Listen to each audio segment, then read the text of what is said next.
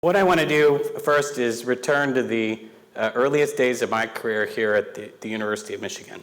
So let me set the scene for you a little bit. It's March 9th, 1993, and I'm 3 degrees above the Arctic Circle at an NSF-funded observatory in Kangerlussuaq, Greenland. Look it up. I'm observing day 2 of a week-long campaign or coordinated data gathering effort among an international team of space physicists.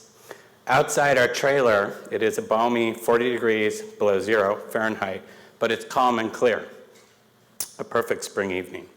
Inside the trailer, the scientists mill around in tight quarters, waiting for the auroral oval to expand over our location.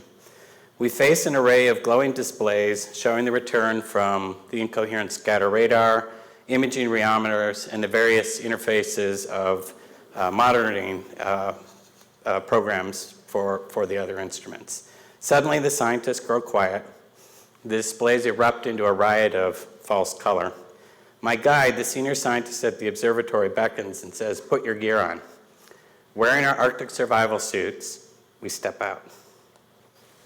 Now imagine this is like Hogwarts. We can look up. Above us is the aurora, swirling around, the excited particles in the conducting atmosphere. The display is so visceral that first-time observers often swear that they can hear it, and that's true. I've never seen anything like it. So what brought me to Greenland? How did a social psychologist get to this observatory 3 degrees above the Arctic Circle?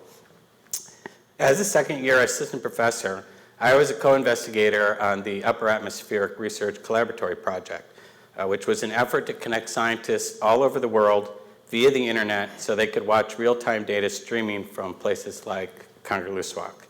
My job was to watch the scientists at work and elicit from them what we would call use case scenarios that could be used to describe requirements and functionality for the collaboratory or virtual laboratory we planned to build. The project leadership deemed it so important to understand the scientists' work in the wild that I had been sent thousands of miles from Ann Arbor via U.S. Air Force transport to find that winter's storm of the century. That's a whole other lecture. Armed with notebook, still camera, and video recorder, my task was to record the scientists' activities and then bring that data back to the University of Michigan, where a team of behavioral scientists, computer scientists, and space scientists would translate those data into applications running on what were then very exotic next workstations. So this story illustrates key elements of what I would term the Michigan School of Human-Computer Interaction, research that emerged in the late 80s under Gary and Judy's leadership and was the basis for a highly productive research program that continued here at the University of Michigan really until their departure in 2008. Among the key elements of this school, I would cite, would be, first of all, a commitment to understand user requirements in the context of real work settings. So for example, in the case of UARC, crossing the Davis Strait in the C-141, living with the space physicists for 2 weeks during their data campaign. A second component of this school is a belief that successful systems require the balanced input of experts in human behavior, experts in system design and development, and experts in domain application areas. So for example, within UARC, we had psychologists, computer scientists, and space scientists pulling together to develop the system. And then finally, we had an orientation to uncover fundamental knowledge while also improving practice. So as psychologists, for example, we wanted to understand how co-located work could be conducted within a distributed team, and we wanted to develop the systems to allow that distributed collaboration. In this talk then, I want to focus on the components that define the Michigan School, the important contributions of that school, and conclude with the description of the school's ongoing legacy. So to take up the question of the components, the first thing I would cite is this commitment to iterative design. And it's important to understand where this was coming from because this kind of thing is reflexive now, but in the late 80s it was not. Judy and Gary, through SysMill and connections with places like MCC, had learned about this transformation that was occurring in software engineering. You can think of the previous models of code development as being waterfall models. So, if we're a civil engineer and we're building a bridge, we produce our timeline of the construction. There's a laydown area. We bring in all of the components we're going to use. We gradually extend the bridge over the water, and at some date certain, day 239, the two parts of the bridge will join. We'll slam that spike in, and the job will be done. And after it's inspected, we'll start driving cars over it, and everything will be awesome. That's not a great way to build software. So one of the significant liabilities of the waterfall model is that software development is unpredictable. And over the course of the evolution of the code, you encounter problems you didn't anticipate at the beginning. You uncover new requirements. There are surprises that you have to respond to. And so software engineers developed an alternative process to address those kinds of concerns, which they called the spiral development model. And the idea of the spiral development model is that rather than having one long, steady, linear march to the production of the system, you would instead build the successive generations of little systems that would gradually grow in sophistication and performance over time. And in the design of those systems, you would have a kind of virtuous cycle that would begin with the design and development, then the deployment and use, and then a kind of evaluation, and then rinse and repeat, and grind back through that process. And so that understanding then created an opening for a lot of focus on the evaluation component of that cycle, which software developers and so forth didn't understand very well. So one of the important contributions here at Michigan was to introduce social and behavioral science as a frame for conducting that evaluation component of this iterative design. And I think that was unique to this setting. I don't think other people had been thinking about it quite that way. And another important realization was the recognition that any successful evaluation would have to be evaluated against some base condition. So hence my 2 weeks in Greenland, where I was collecting the base condition data on the scientists, and then we would use that through the subsequent evolution of the collaboratory system to see if we truly had succeeded in at least reaching the gold standard as we saw it, which was to create in the distributed setting most of the features that we had observed in the co-located setting. And then a further embellishment specific to Gary and Judy's contributions is they talked often, I can remember sitting in the what do we call it, the collaboration technology suite at SysMill, a building that doesn't even exist any longer. So I think I sent you guys pictures of the demolition in progress.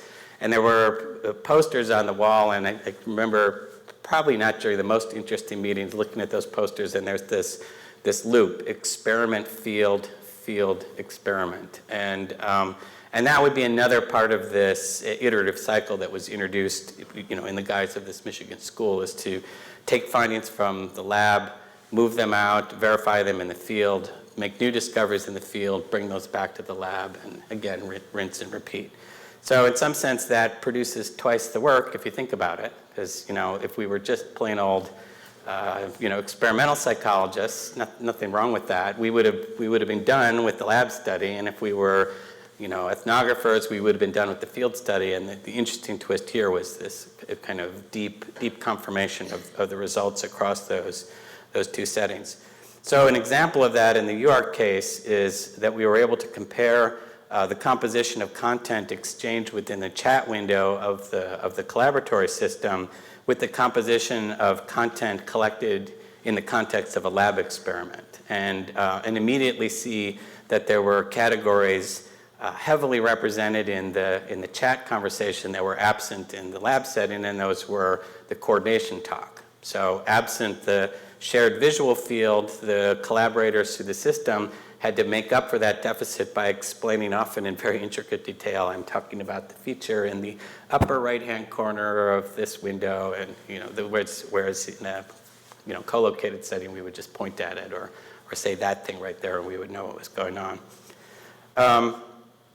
And so, that introduced this idea that common ground is quite challenging in these distributed or collaboratory settings. So a second component of the Michigan School approach was influenced by Donald Stokes in his book, Pasteur's Quadrant, which Dan referenced this morning in his comment. And if you're familiar with that text, Stokes argues that scientific and engineering work can be classified along two broad dimensions. So one dimension is an orientation to fundamental discovery, and another dimension is an orientation to use or practice. And within the Michigan model, the aspiration was to be in Pasteur's Quadrant, which is described as a place where you are both contributing to fundamental understanding and improving practice, the way that Pasteur was always solving very practical and often lucrative problems for his clients, but doing so in a way that contributed to general scientific understanding.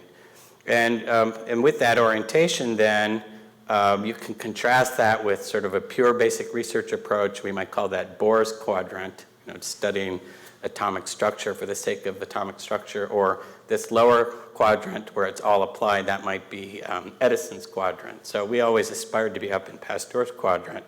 And an example of that, again, from the UARC case, is that we had a recurring interest in how the distributed participants could obtain and update their common ground or their mutual understanding without this kind of shared access.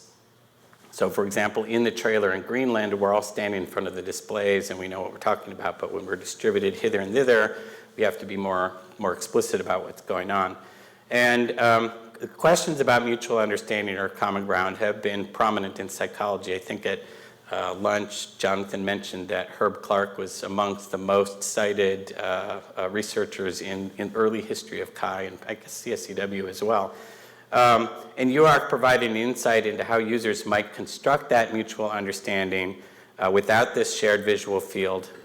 And in addition to describing the challenges to developing mutual understanding, the behavioral scientists on the UARC project also recommended interface features that would assist in the creation of that mutual understanding, such as separate pointers for the user so they could indicate specifically what they were looking at and so forth. So that's an illustration of the combination of those two thrusts in the context of the system development and also the developing the fundamental understanding. And then the third component of this school is this idea of the Borromean rings, which I think Dan also referenced. I've actually never seen a talk that Dan has given where he hasn't referenced the Borromean rings. So I'm not going to ask if it's tattooed somewhere, but yeah, it's on the school flag now. We redid the school flag. You'll have to take a look at it tomorrow. It's very nice. Borromean rings is a topological construct where you have the design of three interlinked circles. And for those of you born before 1965, perhaps this is better understood as the Ballantine's beer logo. It's the three rings stacked up on one another.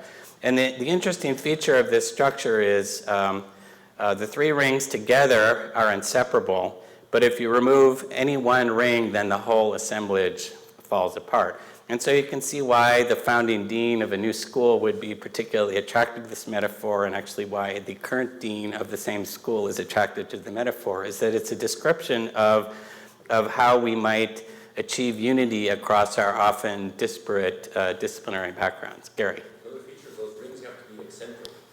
That's true, yep. No, that's right. So I'm sorry, circle was, I'm not sure, does circle mean that they're not eccentric? Anyway, the topological seminar will commence at the end of Gloria's talk. So in Michigan, the concept of the Borromean rings was popularized by Dan.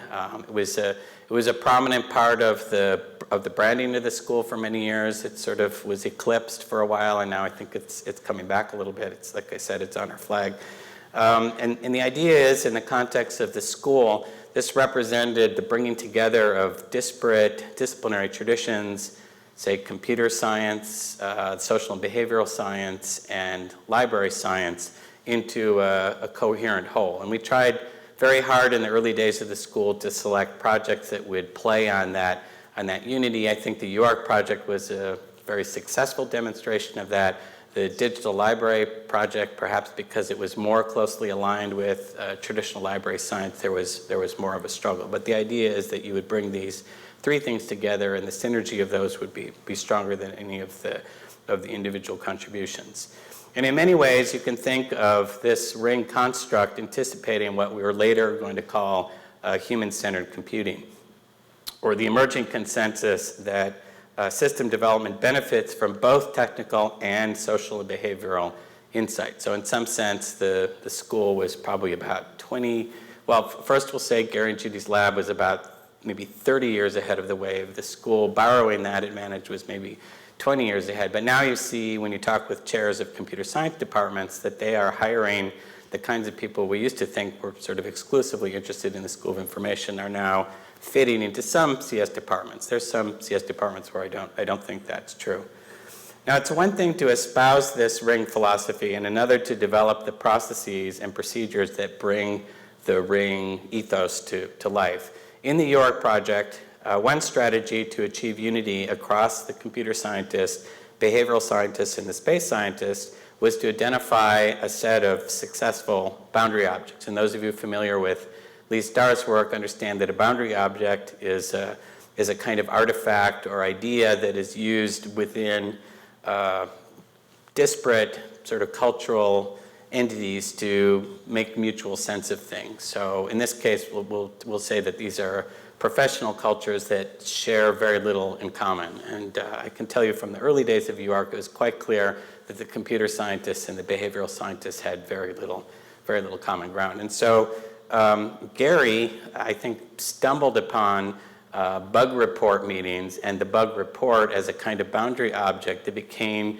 the convening function for the discussion between the computer scientists, the space scientists, and the behavioral scientists that got us down to brass tacks about what was really wrong with the system. And I can remember one of the students saying that, the bug report was sort of the behavioral scientists' cudgel to kind of whack sense into the computer scientists when they had their idea of how the system should be designed, and until you confronted them with the truth that the users were extremely unhappy with, the usual kinds of things that go wrong in these systems, error dialogues that are obscure or ineffective and that kind of thing, we were able to get at through the structure of these bug report sessions.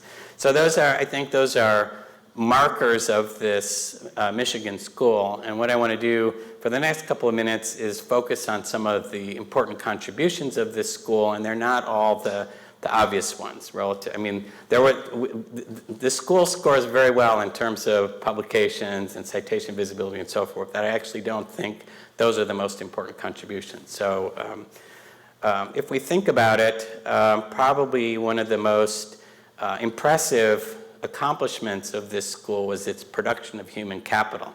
So, and it's, in some sense, me as the dean of the school represents sort of the minimal production of that human capital, because I have peers who are on the early York project, for example, who now are presidents of giant R1, public R1 systems, or provosts of engineering-oriented universities that shall not be named. So that production of human capital, I think, is a remarkable accomplishment, and one that we are likely to overlook in terms of the listing of the features of that school.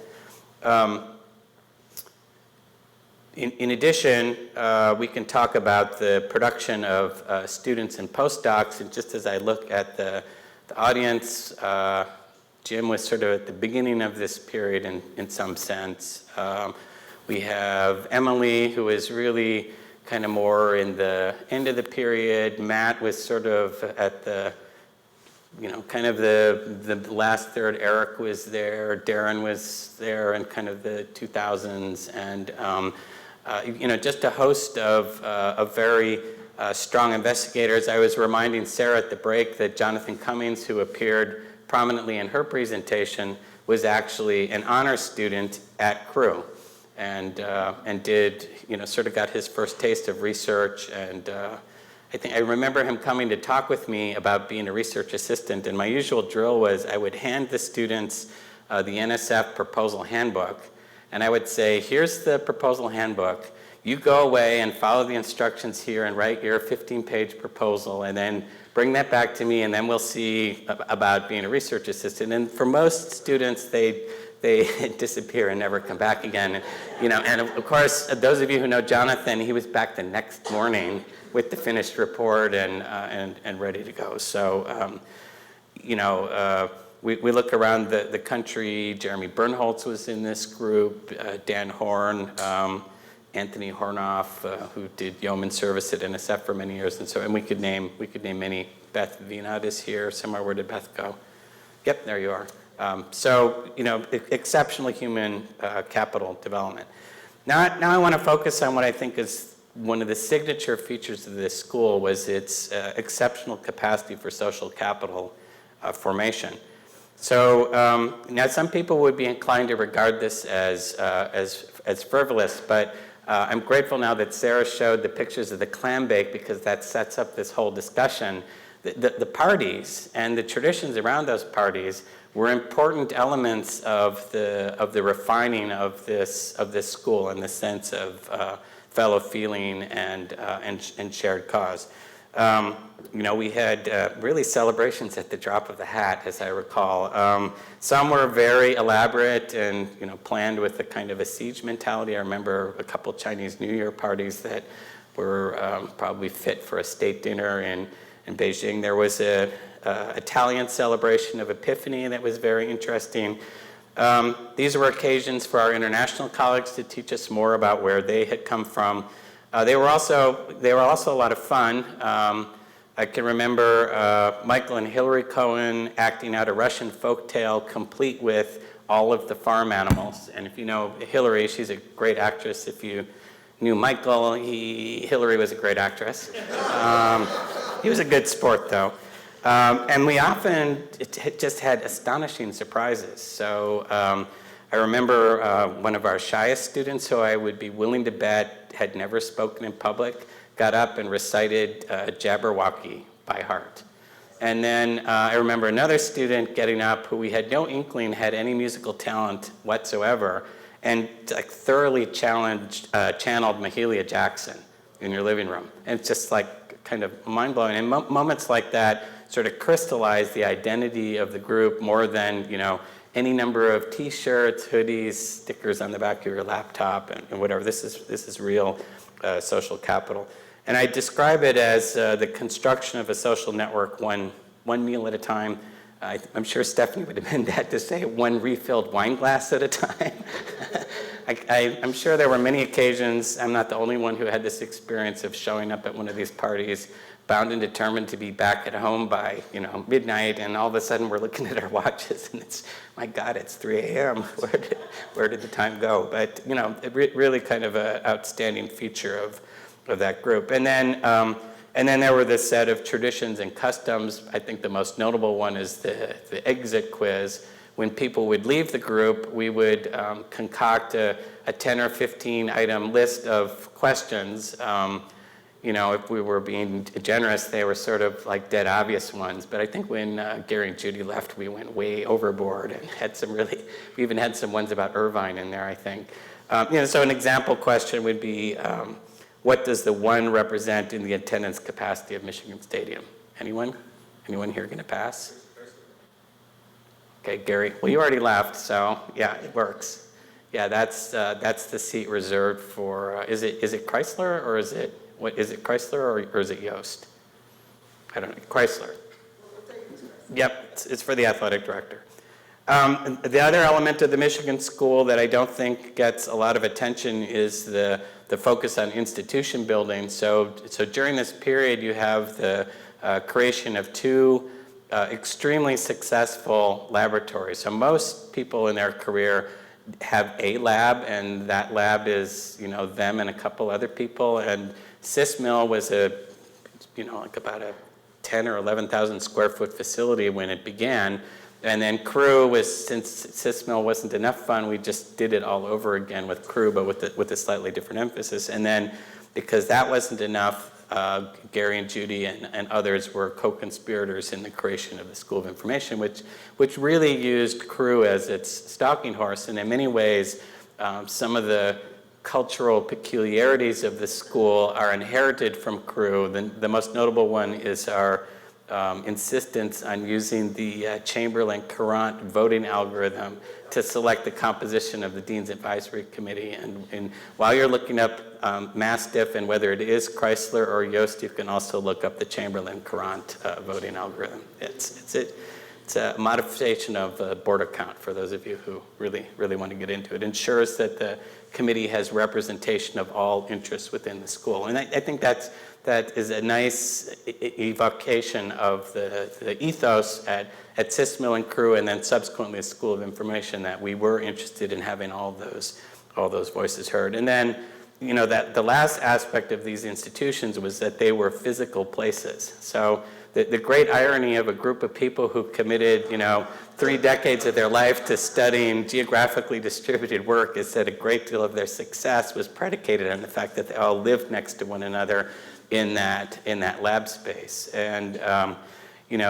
for the students and the affiliated faculty who were out in the open plan space, we could, we did that prairie dogging thing where you'd hear something interesting and you'd pop up over the barrier and see what was going on. And that was our space, and that was an important part of the identity of the group. And in fact, students often felt like their affiliation with Crew superseded their actual departmental affiliation, and they would often identify themselves as Crew students rather than business school students or psych students and that kind of thing. And then, over time, the physical space was changed, and that had to do with business school politics, and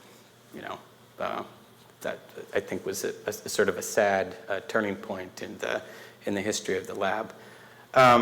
When we think about the contributions, we need to talk about the systems that were produced by this school. UARC was the world's first operational collaboratory. It was built on the Next platform.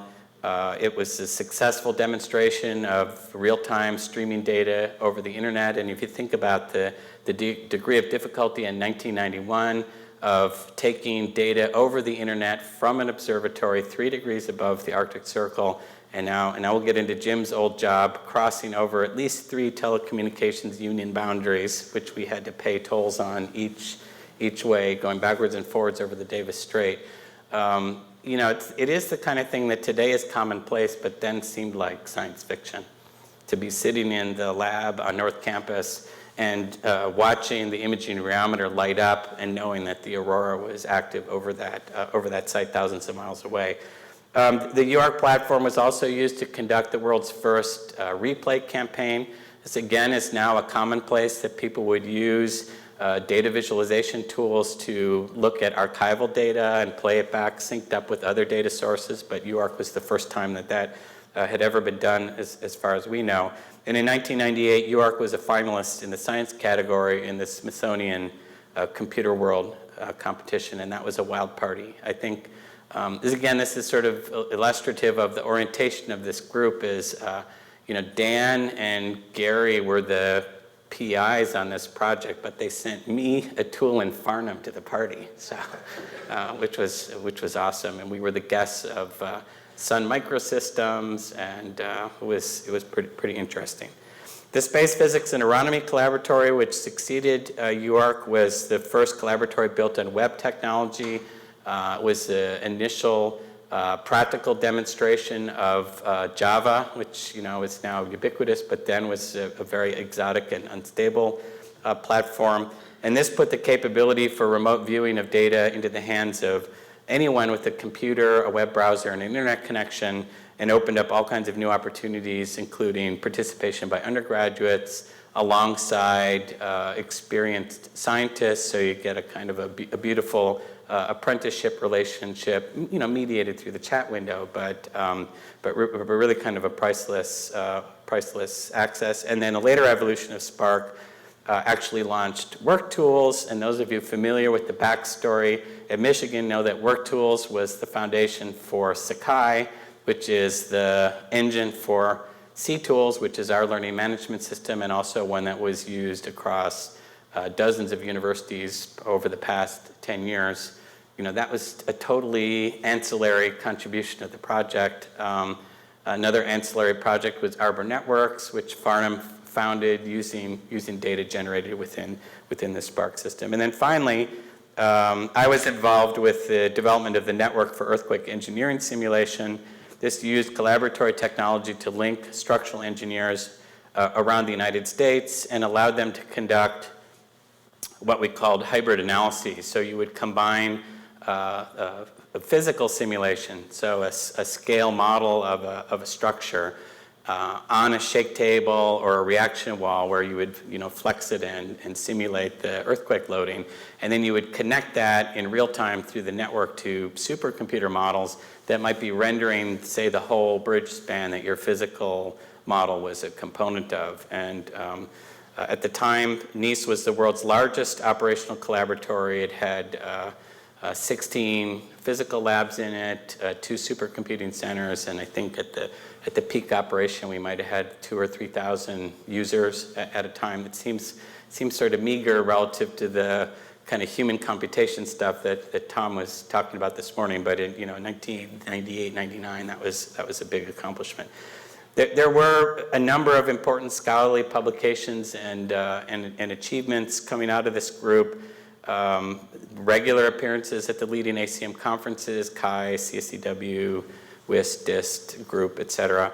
The Science of Collaboratories project was one of those ITR efforts that Sarah summarized in her talk. That produced it had very ambitious goals. It produced the first survey of collaboratories and virtual environments for science. It then took that survey and produced a systematic analysis, and that systematic analysis became the basis for a host of practical tools and applications that would allow people to assess the collaboration readiness of their group, the suitability of certain kinds of technologies and so forth, and I believe that is called the Collaboration Success Wizard. Okay, there you go.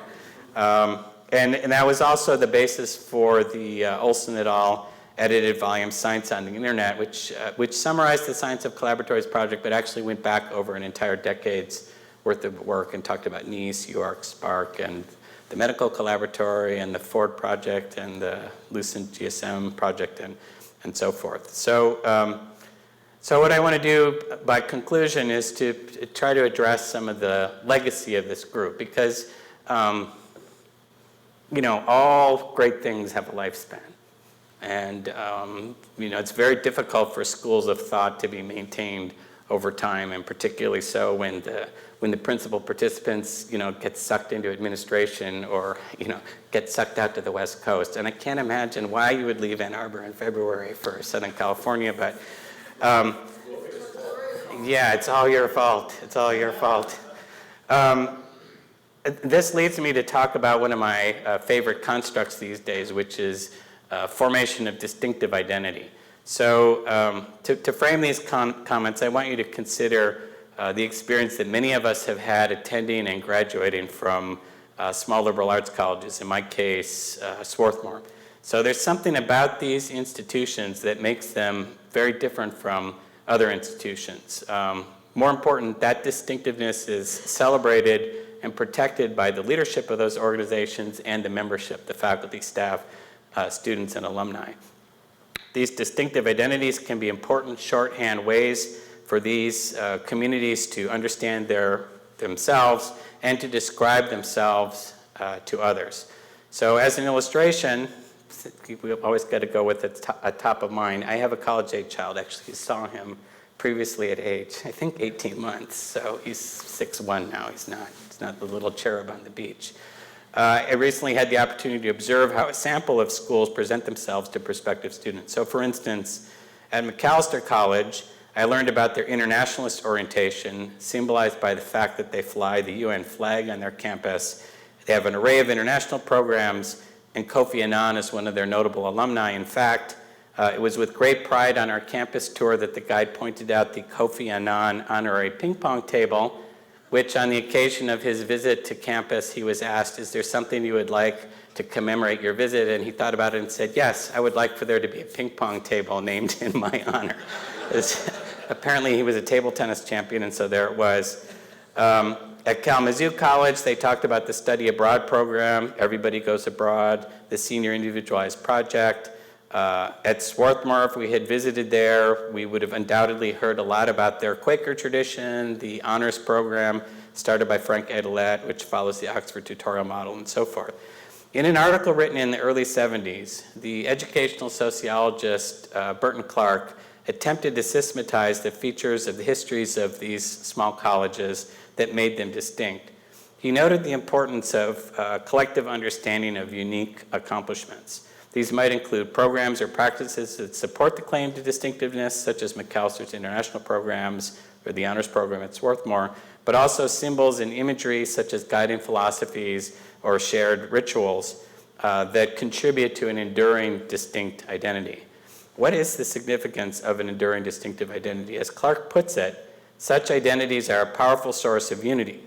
In particular, in an organization with a shared distinctive identity, there is a feeling, quote, that there is the small world of the lucky few and the large routine one of the rest of the world.